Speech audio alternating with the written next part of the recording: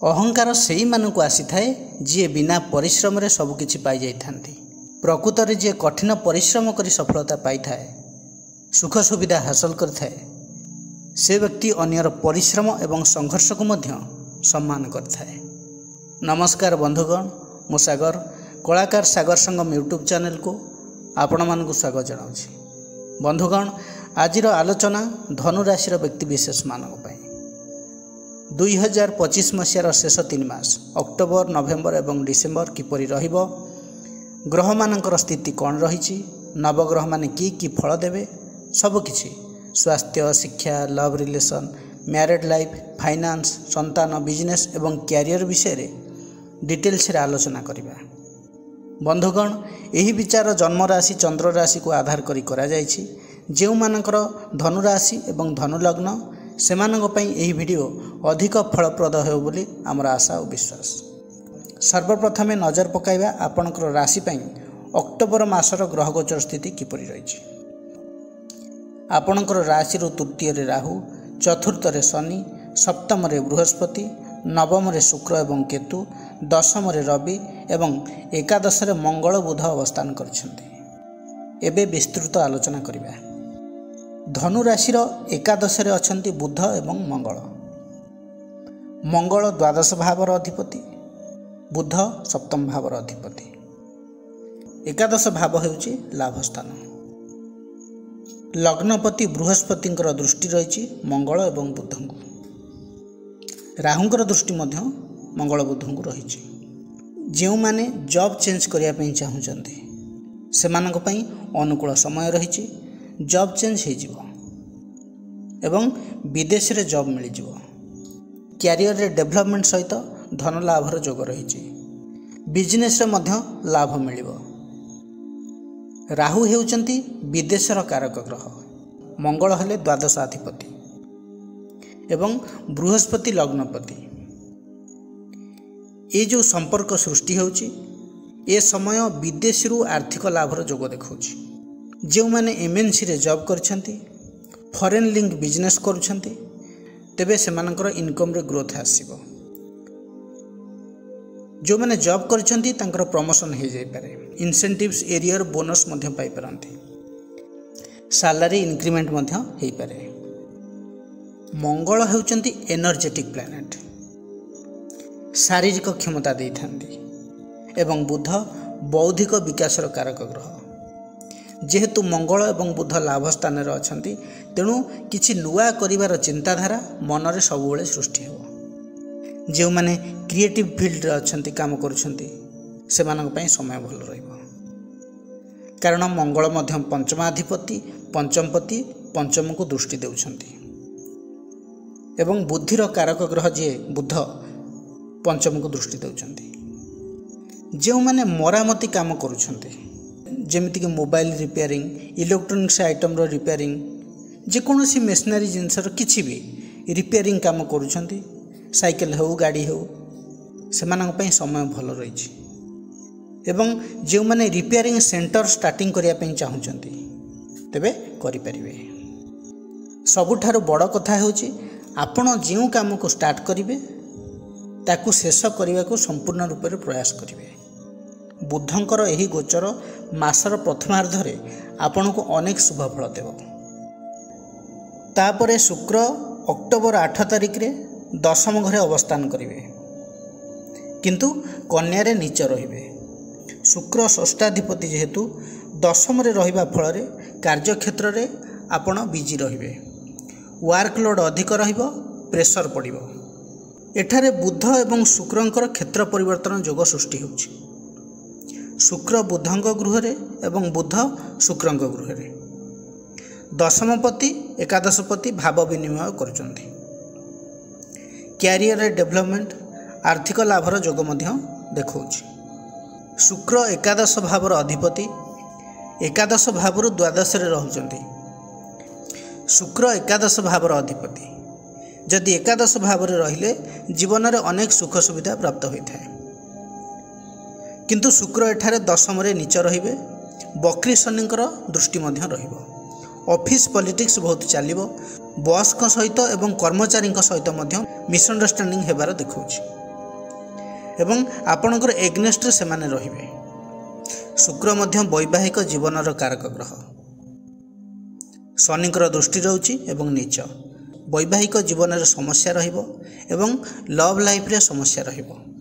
Specially जदि कहबी married life रे ससुर घर तरफ असुविधार सम्मुखीन हो पारती। जानी शुणी आपणकर सासु स्वामी स्त्री दुई जनक मध्य कली झगड़ा सृष्टि करि पारती। मंगल बुधंकर संयोग एकादश भाव में जेहेतु रोची स्टूडेंट्स को पई बहुत भल रही। पंचम भाव शिक्षार भाव। पंचमाधिपति निज गृह सप्तम रे अछंती बुधंक सहित एवं दृष्टि देउचंती पंचम भाव को। जो माने कॉम्पिटिटिव एग्जाम प्रिपेयर होउचंती, इंटरव्यू देउचंती, कॉलेज रे एडमिशन नेबा पई चाहुचंती, कोचिंग जॉइन करिया पई चाहुचंती, स्टडी को नहीं बहुत किछि प्लानिंग करूछंती, तेबे सेमानक पई बहुत भल समय रहिछि। जो माने निश्चित कर्म नियुक्ति पई स्किल डेवलपमेंट ट्रेनिंग नेउछंती सेमानक पई समय बहुत भल रहिछि।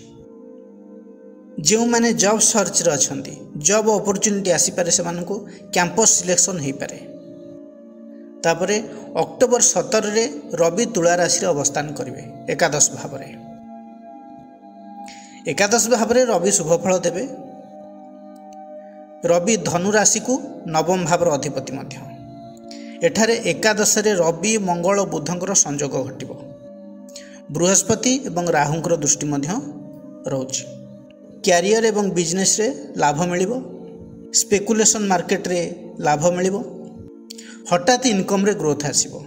जो माने शेयर मार्केट रे पुंजी निवेश करूछंती से माने लाभवान हेबे। एठी एकादश भाव एक्टिव हो जाउची। टंका रोजगार करिवार क्षमता बढ़ी जिवो। एक्स्ट्रा इनकम ऑफ सोर्स रो बाट फिटिबो। किंतु रवि जेहेतु नीच रहुचंती तुलारे सरकारी प्रोब्लेम टिके रही पारे।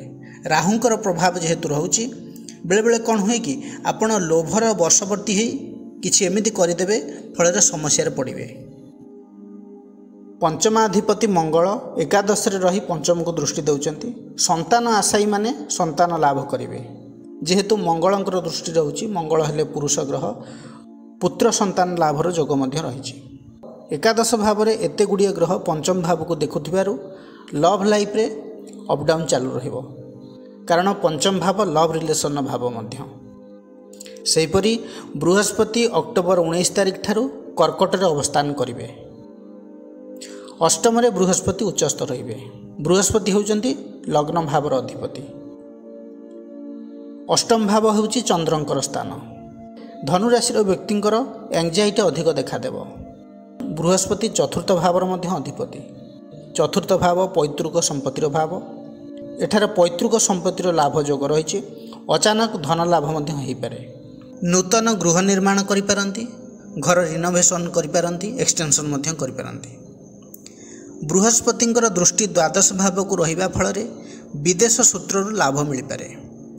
धन भाव को बृहस्पतिंकर दृष्टि सेविंग्स को बढ़ाइब। फिक्स डिपोजिट किछि करि पारंती। कौनसी अर्थ लगाणकारी संस्थार मध्य आपण इन्वेस्ट करि पारंती।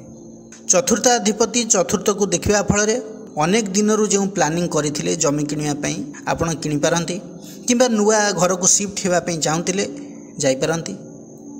चतुर्थपति चतुर्थ को दृष्टि देबारु बंधु बांधवों सहित मध्य सुसंपर्क आपनकर स्थापन हो।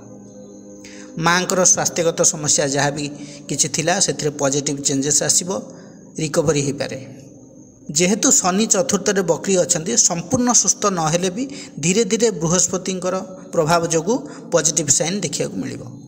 सेहीपरि गृह निर्माण रे मध्य ऑब्स्टैकल जेते आसिले भी काम धीरे धीरे चालू रहिबो, संपूर्ण बंद हेबनी। बृहस्पति लग्नपति अष्टम रे रहुचंती। स्वास्थ्य पई समस्या सृष्टि करि पारे। अक्टोबर 19 रु डिसेंबर 3 पर्यंत बृहस्पति अष्टम रे ही रहिबे। Stomach related issue, fat, cholesterol, liver issue ये सब रही पारे। गैस, एसिडिटी, कन्स्टिपेशन मध्य रही पारे। तेणु खाद्यपेय उपरे संपूर्ण रूप से ध्यान देवा पड़ो। विशेषकर मीठा जातीय खाद्य को अवॉइड करिया पड़ो। अष्टम रे बृहस्पति रही द्वादश को दृष्टि देउचंती एवं शनिंकर दृष्टि मध्य लग्न को रहुची। 8, 4, 12 भाव संपर्कित होगा फल आध्यात्मिक दृष्टिकोण शुभ रही। यही समय मध्य आपणकर आध्यात्मिक ग्रोथ हो पारे। ଅକ୍ଟୋବର 23 ତାରିଖରେ ବୁଧ ଦ୍ୱାଦଶ ଭାବରେ ବିଛା ରାଶିରେ ଅବସ୍ଥାନ କରିବେ। ଦ୍ୱାଦଶରେ ବୁଧ ଏତେ ବି ଖରାପ ନୁହେଁ, ଲିଗାଲ କେସ୍ ପାଇଁ ବୁଧ ଏଠାରେ ଶୁଭ ଫଳ ଦେବେ। ଦଶମାଧିପତି ବୁଧ ଦ୍ୱାଦଶରେ। ଯେଉଁମାନେ ବିଦେଶରେ ସେଟେଲ୍ ହେବା ପାଇଁ ଚାହୁଁଥିଲେ, ଜବ୍ ପାଇଁ ଟ୍ରାଏ କରୁଥିଲେ, ତାଙ୍କ ପାଇଁ ସମୟ ଅନୁକୂଳ ରହିଛି। ଟ୍ରାନ୍ସଫର୍ ହେବାର ଯୋଗ ରହିଛି। ଯେଉଁମାନେ ନିଜର ପସନ୍ଦର ପ୍ଲେସ୍କୁ ବଦଳି ହେବା ପାଇଁ ଚାହୁଁଥିଲେ ଯାଇପାରିବେ। ଏବଂ ଯେଉଁମାନେ ବିଦେଶରେ ବିଜନେସ୍ କରୁଛନ୍ତି ବା ନିଜର ନେଟିଭ୍ ପ୍ଲେସ୍କୁ ଛାଡ଼ି ଲଙ୍ଗ୍ ଡିଷ୍ଟାନ୍ସ ଲୋକେସନରେ ବିଜନେସ୍ କରୁଛନ୍ତି, ସେମାନେ ଲାଭବାନ ହେବେ। ବୁଧ ହେଉଛନ୍ତି ସପ୍ତମାଧିପତି ମଧ୍ୟ। ସପ୍ତମରୁ ଷଷ୍ଠ ଭାବରେ ରହିବା ଫଳରେ ବୈବାହିକ ଜୀବନରେ ସମସ୍ୟା ସୃଷ୍ଟି ହେବ, କନଫ୍ୟୁଜନ୍ କ୍ରିଏଟ୍ ହେବ ମନରେ ଏବଂ ଲାଇଫ୍ ପାର୍ଟନରଙ୍କର ହେଲ୍ଥ ଇସ୍ୟୁ ମଧ୍ୟ ରହିପାରେ। ଅକ୍ଟୋବର ମାସ ଏଣ୍ଡରେ ମାନସିକ ଶାରୀରିକ ପୀଡ଼ା ସହିତ ଆର୍ଥିକ କ୍ଷତି ମଧ୍ୟ ଦେଖାଉଛି। ତାପରେ ଅକ୍ଟୋବର 28 ତାରିଖରେ ମଙ୍ଗଳ ନିଜର ସ୍ୱରାଶି ବିଛାରେ ଅବସ୍ଥାନ କରିବେ ଦ୍ୱାଦଶ ଭାବରେ। ଏଠି ବିପରୀତ ରାଜଯୋଗ ସୃଷ୍ଟି ହେବ। ବୁଧ ମଧ୍ୟ ଦ୍ୱାଦଶରେ ଅଛନ୍ତି। ବୁଧ ଏବଂ ମଙ୍ଗଳ ଷଷ୍ଠରୁ ସପ୍ତମ ଭାବରେ ଯେହେତୁ ଅଛନ୍ତି, ଲିଗାଲ କେସ୍, କୋର୍ଟ କଚେରୀର କେସ୍ ଯାହା ଚାଲିଥିଲା, ପୋଲିସ କେସ୍ ଯାହା ବି କିଛି ଥିଲା, ସଲ୍ଭ ହୋଇଯିବ। ବୃହସ୍ପତିଙ୍କର ଦୃଷ୍ଟି ଥିବାରୁ ମଙ୍ଗଳ ବୁଧଙ୍କ ଉପରେ କେସ୍ କମ୍ପ୍ରମାଇଜ୍ ହୋଇଯିବ। ମଙ୍ଗଳ ଦ୍ୱାଦଶରେ ସୁଗୃହୀ ଋଣ ଭାରରୁ ମଧ୍ୟ ମୁକ୍ତି ପାଇବେ। ଦ୍ୱାଦଶ ଭାବକୁ ବୃହସ୍ପତିଙ୍କର ଦୃଷ୍ଟି ଯେହେତୁ ରହୁଛି, ସ୍ପିରିଚୁଆଲ୍ ଟ୍ରାଭେଲ୍ ହେବାର ଯୋଗ ଦେଖାଉଛି। ଆଧ୍ୟାତ୍ମିକ ଦୃଷ୍ଟିକୋଣରୁ ସମୟ ଭଲ ରହିଛି। ମଙ୍ଗଳଙ୍କର ଚତୁର୍ଥ ଦୃଷ୍ଟି ତୃତୀୟ ଭାବକୁ ରହିବ। ତୃତୀୟରେ ରାହୁ ଅବସ୍ଥାନ କରିଛନ୍ତି। ଆପଣଙ୍କ ଭିତରେ କନଫିଡେନ୍ସ ବଢ଼ିବ। ନିଜର ପ୍ରୋବ୍ଲେମକୁ ସଲ୍ଭ କରିବାର କ୍ଷମତା ବି ରହିବ, କିନ୍ତୁ ଓଭର ଏକ୍ସାଇଟମେଣ୍ଟ, କମ୍ୟୁନିକେସନ୍ ଉପରେ ଧ୍ୟାନ ଦେବାକୁ ପଡ଼ିବ। ରାହୁ ତୃତୀୟରେ ଟେକ୍ନିକାଲ ନଲେଜ ବୃଦ୍ଧି ପାଇବ ଏବଂ ମଙ୍ଗଳଙ୍କର ଦୃଷ୍ଟି ମଧ୍ୟ ରହୁଛି। ଯେଉଁମାନେ ଅନଲାଇନ୍ ଡିଜିଟାଲ ପ୍ଲାଟଫର୍ମରେ କାମ କରୁଛନ୍ତି, ସୋସିଆଲ ମିଡ଼ିଆରେ କାମ କରୁଛନ୍ତି, ୟୁଟ୍ୟୁବ୍, ଇନଷ୍ଟାଗ୍ରାମ, ଫେସବୁକ୍ ଏସବୁଥିରେ କଣ୍ଟେଣ୍ଟ କ୍ରିଏଟର ଅଛନ୍ତି, ଏସବୁ ଲାଇନ୍ ଯେଉଁମାନେ ଆକ୍ଟିଭ୍ ଅଛନ୍ତି, ସେମାନଙ୍କ ପାଇଁ ଗୁଡ୍ ଟାଇମ୍ ଅଛି। ସୋସିଆଲ ମିଡ଼ିଆ ଥ୍ରୁରେ ବହୁତ କୁଇକ୍ ରାଇଜ୍ କରିପାରନ୍ତି। ମଙ୍ଗଳଙ୍କର ସପ୍ତମ ଦୃଷ୍ଟି ଷଷ୍ଠ ଭାବକୁ। କ୍ୟାରିୟର ଏବଂ କମ୍ପିଟିସନ୍ ପାଇଁ ବହୁତ ଭଲ।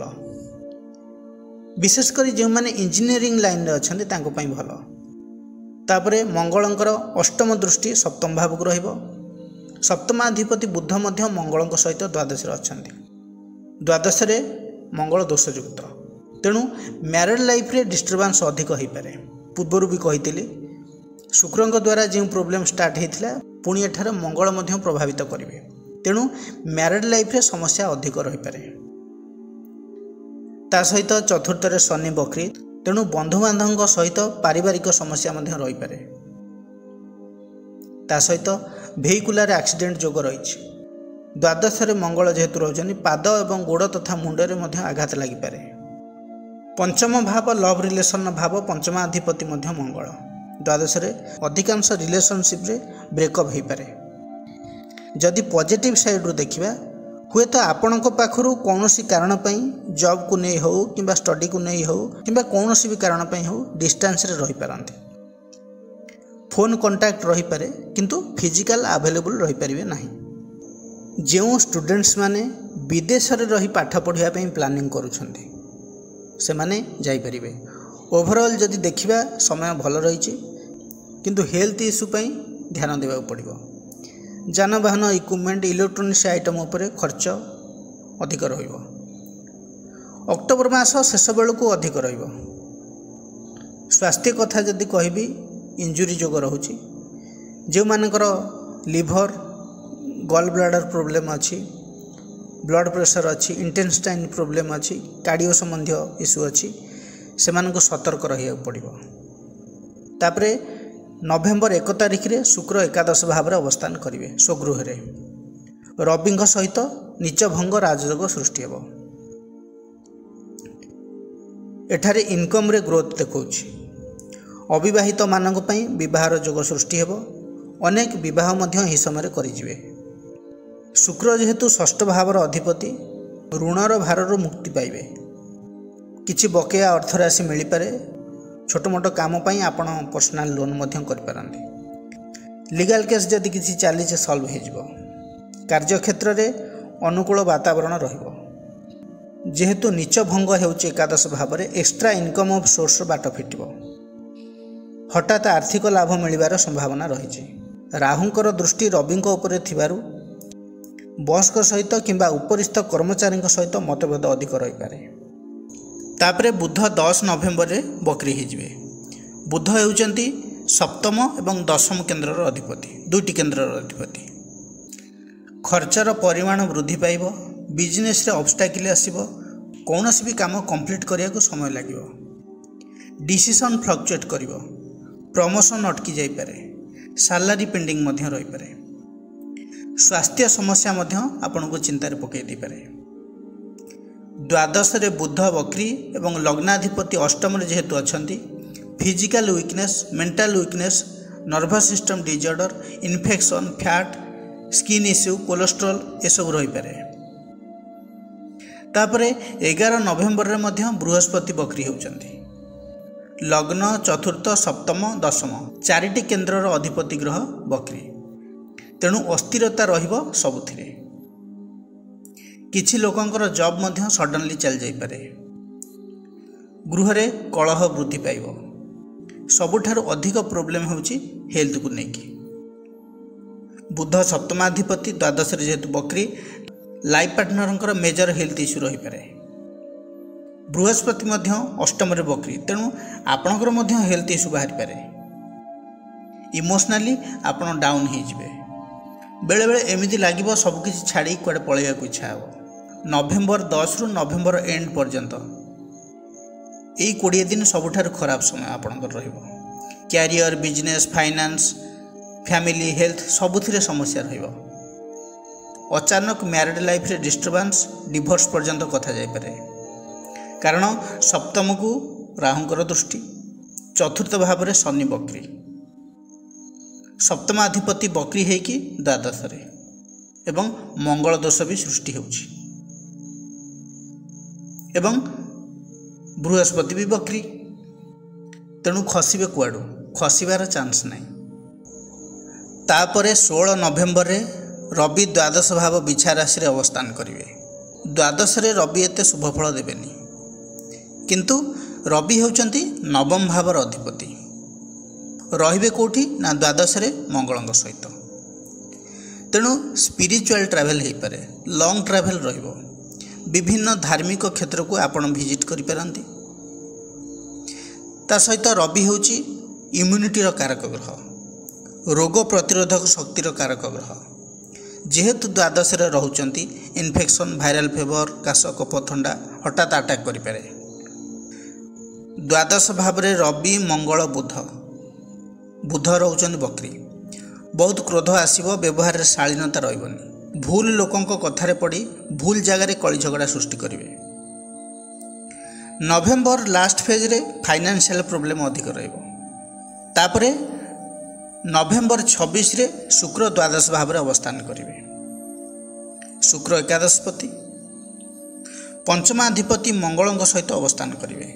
आर्थिक लाभ सहित जो माने लव रिलेशन रे अछंती, मैरिज पे प्लानिंग करुचंती, जदि घरे परमिशन न मिले तथापि कोर्ट मैरिज करी बाहर रही पारंती। कौन सी लग्जरी आइटम मध्य आपण एही समय परचेज करि पारंती। तापरे 28 नवेम्बर रे शनि मार्गी हिजबे। सिचुएशन किछि मात्रा रे पॉजिटिव हेबो। तापरे बृहस्पति डिसेंबर 3 तारिख रे पुणी मिथुन राशि रे अवस्थान करिवे सप्तम भाव रे। लग्न को दृष्टि देबे, किंतु एठी बृहस्पति बकरी रहिबे। बृहस्पति मार्च मास 2026 पर्यंत तो बकरी रहिबे। सप्तम स्थान होछि मारक स्थान, बाधक स्थान मध्य। लग्नपति एठारे बकरी जेहेतु रहिबे, मैरिड लाइफ रे समस्या रहिबो। लाइफ पार्टनर स्वास्थ्य सहित आपणकर स्वास्थ्य रे मध्य अवनति रहि पारे। मेजर इश्यू नहले मध्य छोट मोट हेल्थ इश्यू आपणकर रहिबो। Gas, indigestion, constipation, fat, stomach problem एही सब रहि पारे। तेणु प्रॉपर डाइट रहिया पड़िबो। किछि लोकंकर प्रमोशन मध्य डिले हो पारे, किंतु बाधा प्रतिबंधक सत्वे अनेक अविवाहितंकर मैरिज किंतु हो जाई पारे। हाँ नाई रे प्रपोजल फाइनल हो जिवो। जो माने पार्टनरशिप बिजनेस करचंती किछि समस्या सृष्टि हो पारे। बुध डिसेंबर 7 तारिख रे पुनश्च बिछा राशि रे अवस्थान करिवे। द्वादश भाव रे एते गुडिये ग्रह अचानक खर्च वृद्धि करिवो। हॉस्पिटल मध्य खर्च हो पारे। तापर मंगल डिसेम्बर 7 रे धनु राशि अवस्थान करेंगे। मंगल पंचमाधिपति कोण भावर अधिपति लग्न रे रहिबे बृहस्पति घरे एक शुभ योग सृष्टि करुछि। प्रॉपर्टीर कारक ग्रह जेहेतु मंगल प्रॉपर्टी लाभर योग रोचे। मंगलंकर दृष्टि चतुर्थ भाव को भी रोचे। चतुर्थ रे शनि अवस्थान करछंती। नूतन गृह निर्माण योग आसीबो। जदि घर पड़ी रहितला कौनसी काम पेंडिंग रहितला तेबे से संपूर्ण हो जिवो। घर रिपेयरिंग रे अधिक आपण खर्चांत हो पारंती। घरर एक्सटेंशन जदि करिया पई चाहुचंती आपण करि परिबे। चतुर्थ रे शनि अछंती मंगलंकर दृष्टि रोचे। एक्सीडेंट रो योग मध्य रहिछि। लग्न रे मंगल थिबारु आपणकर एनर्जी लेवल भल रहइबो किंतु एंगरनेस अधिक रहइबो। जेहेतु शनिकर दृष्टि मध्य मंगल को रोचे। जो माने रियल एस्टेट रे काम करुछंती बिल्डर अछंती जमी किଣା बिका सहित संपृक्त तांको पई समय भल रहिछि।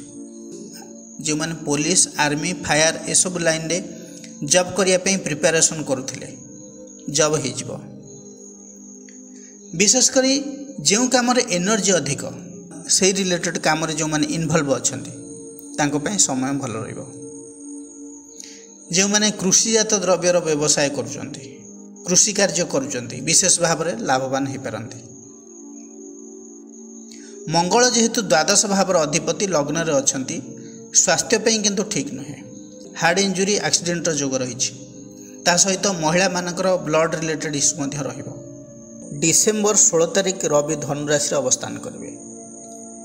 रवि नवम भावर अधिपति लग्न रे पंचमपति मंगल सहित अवस्थान करेंगे। रवि मंगल योग एक श्रेष्ठ शुभ योग सृष्टि हेब। बृहस्पति दृष्टि जेहेतु रोचे न्यू बिजनेस स्टार्ट पे अनुकूल समय। प्रचुर अर्थ लाभर योग रोचे। जीवन में किसी बड़ कर अपॉर्चुनिटी आपको मिल सबु क्षेत्र में career business name fame status सबकि आपको प्राप्त हो।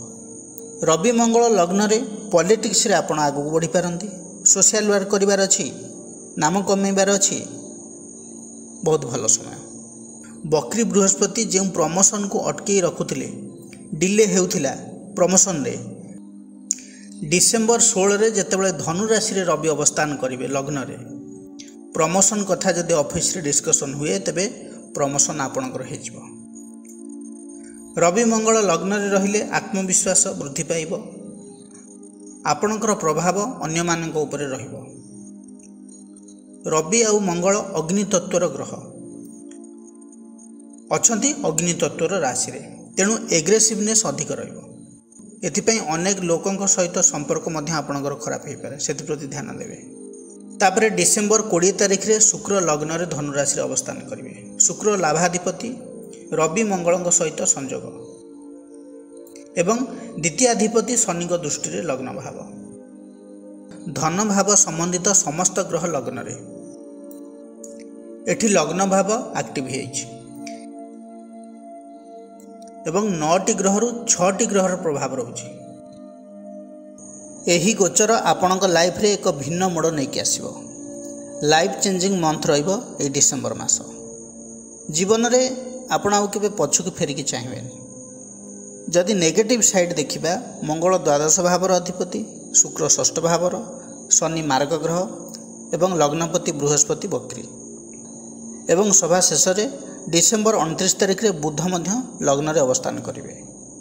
बुध बाधक एवं मारक तेणु स्वास्थ्यगत समस्या सांग को मैरिड लाइफ यही आपन को असुविधा पकई पारे। नहले बाकी कैरियर बिजनेस फाइनेंस प्रमोशन सबुथिरे सक्सेस बट स्वास्थ्य एवं दाम्पत्य जीवनर समस्या इम्प्रूव हो पारिबो नाही। प्रतिकार कौन करिवे? बृहस्पतिंकर बीज मंत्र जप करंतु। मंत्रटी है ओं ग्रांग ग्रीं ग्रौं सह गुरवे नम 108 थर दैनिक। माँ तारिणींकर उपासना करंतु। गुरुवार दिन कौन एक मंदिर रे धार्मिक पुस्तक मिठेई गुड़ एवं घी दान करंतु। शिव को क्षीर बेलपत्री लगी करंतु प्रत्येक सोमवार दिन एवं प्रत्येक मंगलवार दिन हनुमान चालीसार पाठ करंतु एवं हनुमान को अछड़ा फल समर्पण करंतु चमेली तेलर दीपदान करंतु आपण पे शुभ रहिबो। बंधुगण यह थिला धनु राशि व्यक्तिविशेष मानक पई 2025 मसीहार शेष 3 मास अक्टोबर नवेम्बर डिसेम्बर किपरि कटिबो से विषय आलोचना। जदि यह भिडियोटी आपण मानकु भल लगी थाए तेबे लाइक कमेंट शेयर करिया पई जमारू भी भूलिए नहीं। पुणी आसबि आउ एक नुआ अध्याय को नहीं से पर्यंत रहुछि। नमस्कार।